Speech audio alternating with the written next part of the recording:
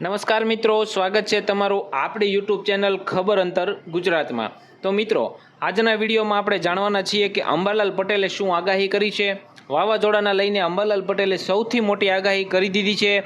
તો શું છે આગાહી, ક્યારે વાવાઝોડું ટકરાવવાનું છે, વરસાદ કેવો રહેવાનો છે, વરસાદ ક્યારે પડશે અને કઈ કઈ જગ્યાએ પડશે, અને ખેડૂતોને અને સામાન્ય જનતાને કઈ કઈ બાબતો ધ્યાનમાં રાખવાની છે એ આજના વિડીયોમાં આપણે જાણવાના છીએ।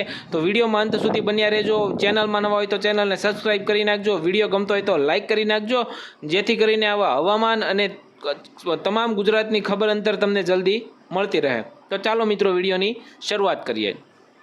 તો મિત્રો, હાલ હવામાં ભેજનું પ્રમાણ વધી ગયું છે અને વાદળછાયું વાતાવરણ જોવા મળી રહ્યું છે, તેમજ પવનની ગતિ સામાન્ય કરતાં વધુ થઈ ગઈ છે। તો સૌરાષ્ટ્ર, કચ્છ અને ઉત્તર ગુજરાતમાં આંધી વંટોળ રહેવાની આગાહી થઈ ગઈ છે। તો મિત્રો, આપ સૌ જાણો છો, અત્યારે જે વાતાવરણ છે ખૂબ જ ભેજવાળું વાતાવરણ છે। ભેજવાળું વાતાવરણ થાય એટલે વાદળછાયું વાતાવરણ થઈ જાય છે અને વાદળા વધી જાય છે અને વરસાદી માહોલ ઉત્પન્ન થઈ જાય છે। વરસાદી માહોલ ઉત્પન્ન થાય અને એક બાજુ જે વાવાઝોડાના સમાચાર મળી રહ્યા છે એથી એમાં જે પવનની ગતિ છે એ સામાન્ય કરતાં વધુ થઈ ગઈ છે અને એ જે પવન છે એ સૌરાષ્ટ્ર, કચ્છ અને ઉત્તર ગુજરાત સુધી આંધી વંટોળ રહેવાની આગાહી છે। એટલે જે ઉત્તર ગુજરાત, સૌરાષ્ટ્ર અને કચ્છ છે એમાં પવનની ગતિ વધી શકે છે, વાવાઝોડા જેવી અસર થઈ શકે છે। ત્યારબાદ મિત્રો વાત કરીએ તો કેરળમાં ચોમાસાનું સત્તાવાર રીતે આગમન થઈ ગયું છે। આપ સૌ જાણો છો કે સંપૂર્ણ ભારતમાં સૌથી પહેલાં જો ચોમાસાનું આગમન થતું હોય તો એ કેરળની અંદર છે। કેરળમાં અત્યારે ચોમાસાનું આગમન થઈ ગયું છે, ત્યારે ગુજરાતમાં ચોમાસાનું વિધિવત આગમન ક્યારે અને જૂન મહિનામાં કેવો વરસાદ થશે એ અંગે અંબાલાલ પટેલે આગાહી કરી દીધી છે। તો ચાલો મિત્રો, વિડીયોમાં આગળ વધીએ અને અંબાલાલ પટેલે શું આગાહી કરી છે એ પણ આપણે જાણી લઈએ। તો ચાલો મિત્રો, વિડીયોમાં આગળ વધીએ।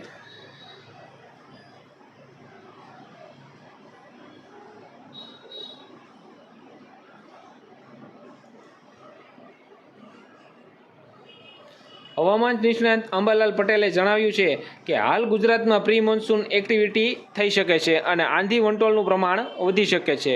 ગાજવીજ સાથે વરસાદ થવાની શક્યતા રહેલી છે। દક્ષિણ ગુજરાતના ભાગો અને સૌરાષ્ટ્રના ભાગોમાં રોહિણી નક્ષત્ર ઉતરતા વરસાદ થવાની શક્યતા છે। ઉત્તર ગુજરાત, સૌરાષ્ટ્ર અને કચ્છના ભાગોમાં ધૂળની આંધી વંટોળ રહેવાની આગાહી કરવામાં આવી છે। તો મિત્રો, હવામાન નિષ્ણાત અંબાલાલ પટેલે છે એને એવું જણાવી દીધું છે કે હાલમાં ગુજરાતમાં વાતાવરણ જોતા એવી લાગી રહ્યું છે કે પ્રી મોન્સૂન એક્ટિવિટી ચાલુ થઈ ગઈ છે અને ચાલુ થઈ શકે છે।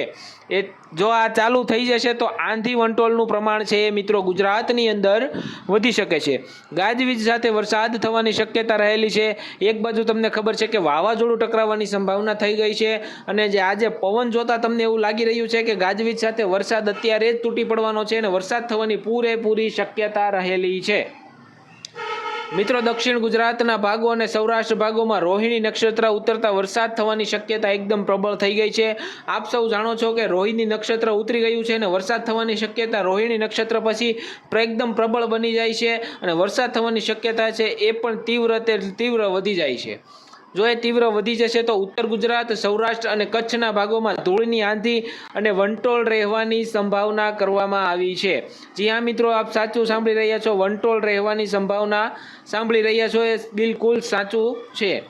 ત્યારબાદ મિત્રો વાત કરીએ તો અંબાલાલ પટેલે જણાવી દીધું છે કે 6 જૂન સુધીમાં રોહિણી નક્ષત્રનો વરસાદ આંધી વંટોળ સાથે દક્ષિણ ગુજરાત અને સૌરાષ્ટ્રના ભાગોમાં પડી શકે છે। જોકે ચોમાસા પૂર્વ આવી ગતિવિધિ થતી જોવા મળતી હોય છે। આંધી પછી વરસાદ પડતો હોય છે। રોહિણી નક્ષત્રમાં થાય છે ત્યાં પૂર્ણ વરસાદ થતો હોય છે તેવું માનવામાં આવે છે। એટલે કે મિત્રો, 6 જૂન સુધીમાં રોહિણી નક્ષત્રનો વરસાદ આંધી વંટોળ સાથે દક્ષિણ ગુજરાત જે સુરત છે, નવસારી છે, વલસાડ છે, એ સૌરાષ્ટ્રના તથા સૌરાષ્ટ્રના ભાગોમાં અમરેલી, ભાવનગર તરફ સૌરાષ્ટ્રના ભાગોમાં પણ પડી શકે છે। જોકે ચોમાસા પૂર્વ આવી ગતિવિધિ થતી જોવા મળતી હોય છે। આ તો મિત્રો સામાન્ય છે, દર વર્ષે આવું થતું જોવા મળે છે। આંધી પછી વરસાદ પડતો હોય છે, વાવાઝોડાની અસર તો થતી હોય છે અને પવન ફૂલ સ્પીડમાં ફૂંકાતો હોય છે અને ત્યારબાદ વરસાદ પડવાની શક્યતા છે એ મિત્રો વધી જાય છે। રોહિણી નક્ષત્રમાં જ્યાં જ્યાં વરસાદ થાય છે ત્યાં પૂર્ણ વરસાદ થતો આવે છે। જ્યાં મિત્રો રોહિણી નક્ષત્રમાં જ્યારે જ્યારે વરસાદ થાય છે ત્યારે પૂર્ણ રૂપમાં થાય છે એવું માનવામાં આવે છે। ત્યારબાદ મિત્રો વાત કરીએ તો હવામાન નિષ્ણાંત જે અંબાલાલ પટેલ છે એમણે એવું જણાવ્યું છે કે પશ્ચિમ હિન્દ મહાસાગર ગરમ થશે, અરબ સાગર અને બંગાળના ઉપસાગરમાં લો પ્રેશર બનવાની શક્યતા રહેલી છે।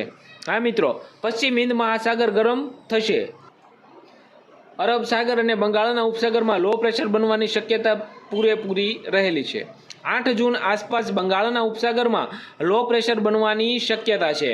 ચોમાસાની ગતિવિધિ જોર પકડી શકે છે। 14 જૂન પછી અરબ સાગરમાં પણ લો પ્રેશર બને અને વાવાઝોડું બનવાની શક્યતા વધી ગઈ છે, જેના કારણે સારો વરસાદ આવવાની શક્યતા રહેલી છે। આ વાવાઝોડું 100 વર્ષનો રેકોર્ડ તોડી શકે છે। જી હા મિત્રો, ખેડૂતો ખાસ સાંભળજો, ચોમાસાની ગતિવિધિ જોર પકડી શકે છે। 14 તારીખ એટલે કે 14 જૂન પછી અરબ સાગરમાં પણ લો પ્રેશર બને અને વાવાઝોડું બનવાની શક્યતા પ્રબળ રહેલી છે, જેના કારણે સારો વરસાદ આવવાની શક્યતા રહે છે। વરસાદ વધારે આવશે અને જો પૂર જેવી સ્થિતિ આવશે તો ખેડૂતોને ચિંતામાં મૂકવા જેવી સ્થિતિ ઉત્પન્ન થાય તો પણ ના પાડી શકાય નહીં। અને મિત્રો, આ જે વરસાદ છે 100 વર્ષનો જે રેકોર્ડ છે એ તોડવાની પૂરેપૂરી શક્યતા રહેલી છે। તેથી ખેડૂત મિત્રોને પણ ખાસ વિનંતી છે કે પોતપોતાના બેકઅપમાં રહેવું જરૂરી છે। ત્યારબાદ મિત્રો વાત કરીએ તો આ સાથે અંબાલાલ પટેલે જણાવ્યું કે ચોમાસું કેરળના કાંઠે પહોંચી ગયું છે। અરબી સમુદ્રમાં કરંટ જોવા મળી શકે છે। પવનની ગતિ તેજ થઈ શકે છે। 8 જૂને દરિયામાં પવનો બદલાશે અને પવનનું જોર વધવાની શક્યતા છે। 8 થી 14 જૂન વચ્ચે ગુજરાતના કેટલાક ભાગમાં વરસાદની શક્યતા રહેલી છે, જેને મૃગશિર નક્ષત્રનો વરસાદ કહેવામાં આવે છે, તો જીવાતની શક્યતા રહેલી છે। તેમજ 22 થી 28 જૂન વચ્ચે આદ્રા નક્ષત્રનો વરસાદ સારો ગણવામાં આવે છે। તો મિત્રો, આ સાથે એમણે જણાવી દીધું છે કે ચોમાસું જે અત્યારનું આ સિઝનનું જે ચોમાસું છે એ કેરળના કાંઠે પહોંચી ગયું છે। અરબી સમુદ્રમાં કરંટ જોવા મળી શકે છે। પવનની ગતિ તેજ થઈ શકે છે। આ મિત્રો, પવનની ગતિ તેજ થવાના સંપૂર્ણ એંધાણ મળી રહ્યા છે। 8 જૂને દરિયામાં પવનો બદલાવાના છે। આ મિત્રો, આવતા મહિનાની 8 જૂન એટલે કે છઠ્ઠા મહિનાની 8 તારીખે પવન બદલાશે। પવનનું જોર વધવાની શક્યતા પૂરેપૂરી રહેલી છે। 8 થી 14 જૂન વચ્ચે ગુજરાતના કેટલાક ભાગમાં વરસાદ પડવાની શક્યતા રહેલી છે, જેને મૃગશિર નક્ષત્રનો વરસાદ કહેવામાં આવે છે, અને જીવાતની શક્યતાઓ પૂરેપૂરી રહેલી છે। જ્યાં મિત્રો જીવાતની શક્યતા રહેલી છે। તેમજ 22 થી 28 જૂન વચ્ચે આદ્રા નક્ષત્રનો વરસાદ સારો ગણવામાં આવે છે। જ્યાં મિત્રો 22 થી 28 તારીખ વચ્ચે જે નક્ષત્રમાં વરસાદ પડે છે સારામાં સારો વરસાદને ગણવામાં આવે છે। આગળ વાત કરીએ તો મિત્રો, અંબાલાલ પટેલે એમ પણ જણાવ્યું કે સારો વરસાદ જુલાઈ અને ઓગસ્ટમાં થવાની શક્યતા રહેલી છે। દેશમાં ઘણા ભાગમાં પૂરની સ્થિતિ જોવા મળી શકે છે। ગુજરાતના ભાગોમાં ભારે વરસાદ થઈ શકે છે। નર્મદા નદીના જળસ્તરમાં વધારો થશે અને સાબરમતી નદી 2 કાંઠે વહી જવાની છે। જ્યાં મિત્રો અંબાલાલ પટેલે જણાવી દીધું છે કે સારો વરસાદ જુલાઈ અને ઓગસ્ટમાં થશે અને ત્યાં સુધી તો ફક્ત ને ફક્ત ઝાપટા હોવાના છે। શક્યતા રહેલી છે મિત્રો, એકદમ શક્યતા રહેલી છે। જુલાઈ અને ઓગસ્ટમાં શક્યતા રહેલી છે। દેશના ઘણા ભાગોમાં પૂરની સ્થિતિ જોવા મળી શકે છે કે જો વધુ વરસાદ પડશે તો આખા ભારતના અમુક સ્થળોએ, અમુક રાજ્યમાં, અમુક શહેરોમાં પૂરની સ્થિતિ જોવા મળી શકે છે। ગુજરાતના ભાગમાં ભારે વરસાદ થઈ શકે છે। ગુજરાતના ભાગમાં મિત્રો અંબાલાલ પટેલે કહી દીધું છે કે અમુક ભાગમાં ભારે વરસાદ થઈ શકે છે। અત્યારે હાલમાં ક્યાં પડશે, કઈ જગ્યાએ પડશે એ કોઈ માહિતી હજી મળી શકી નથી। જ્યારે મળશે ત્યારે અમે સંપૂર્ણ તમને જણાવીશું। એટલે કે ગુજરાતના ભાગમાં ભારે વરસાદ થઈ શકે છે, કયા સિટીમાં થશે હાલ જાણકારી મળી રહી નથી। નર્મદા નદીના જળસ્તરમાં વધારો થશે।